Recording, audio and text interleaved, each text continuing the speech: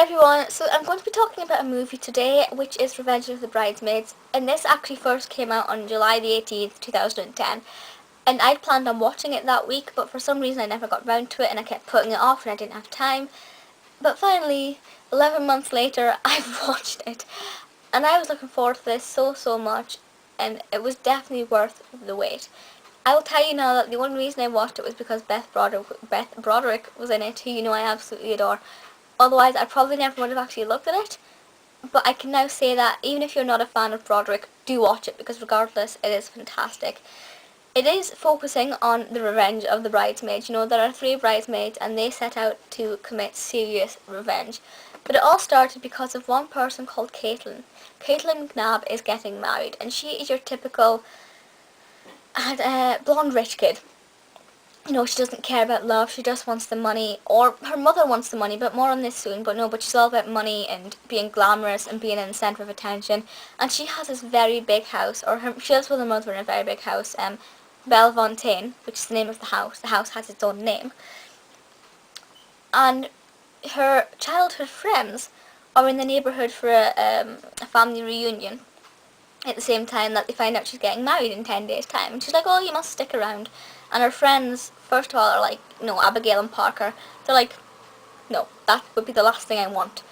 Because when they were younger, they all used to play together, and they used to play brides, and Caitlin was always very bossy and demanding, and, to be able to actually go and see the real thing would be, like, the worst nightmare.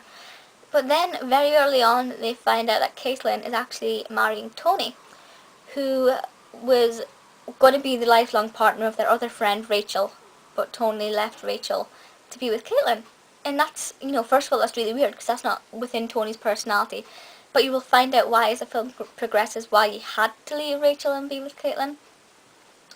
So Abigail and Parker are like, right, we have to split them up. We have to get Tony back with Rachel because this just isn't right. And it isn't right, and you'll find out why it's not right. It's not just a case of left her, went with her. There's more to it than that, but I'm not gonna ruin it all just now. And they do try and do as much as they can to stop it, but it's really quite challenging when Caitlin's mother Olivia is constantly on the prowl. It turns out that Abigail and Parker do become bridesmaids. We find this out very early on. That's not a massive spoiler or anything. They replace the Ashleys. Wow, I love the Ashleys so much. You have Ashley IE and Ashley EY, and they're typical blondes. They're really, they have no sense at all. They're absolutely fantastic characters. I really love them. But we have Olivia on the prowl constantly, making sure that her daughter has everything she wants. But Olivia needs this wedding to go perfect, because Olivia is only wanting Caitlin to marry Tony because he is rich and his family is rich, and if Olivia doesn't find somebody with a lot of money soon, she's going to lose Bellefontaine because she can't afford to keep up the payments anymore. So it seems that Caitlin's mother wants the wedding to go ahead more than Caitlin does. So it's there's a lot going on there and a lot to get your head around. And it does sound quite complicated the way I've described it, with all these different characters and all these different things happening. But when you're watching it, it flows really beautifully. It's really well produced and really well directed, which is a really great aspect of it. Now, the plot itself is absolutely fantastic. The concept of it is brilliant. But for me, what really does it is the cast. Now, obviously, as I said, Beth was the main reason I watched it. Beth plays Olivia, and she first appears in it at 3 minutes 45 into the movie. Just thought you might like to know that. So yeah, she is the reason that I watched this. Absolutely brilliant. It's kind of weird seeing her play a really mean character, because I've watched her as Zelda for 12 years, and Zelda is sweet and lovely and intelligent and nice and never ever selfish, apart from when she's jealous. So it's nice to be able to watch Beth and see or hear no Zelda at all. It's really, really refreshing and really nice. Then you have Raven-Symone, who played Abigail, which I know was the main appeal for a lot of people.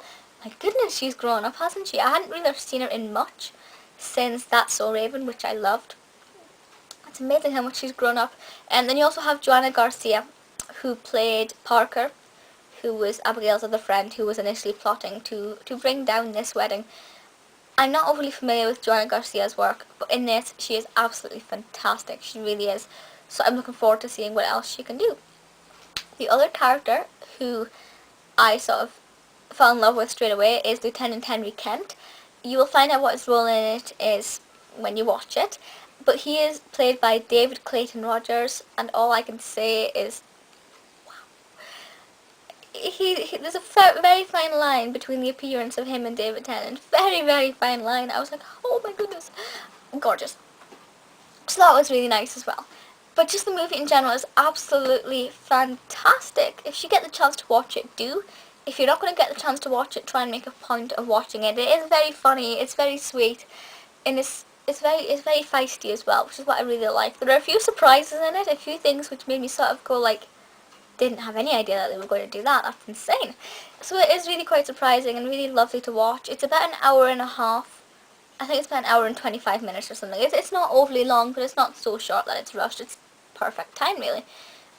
I absolutely love it. Definitely one of my new favourite movies, not just because Beth's in it, but just because I absolutely love it. So if you haven't seen it, go and check it out. I promise you, you will love it. But that is it for just now, so please feel free to leave comments, and I will see you all next time. Bye!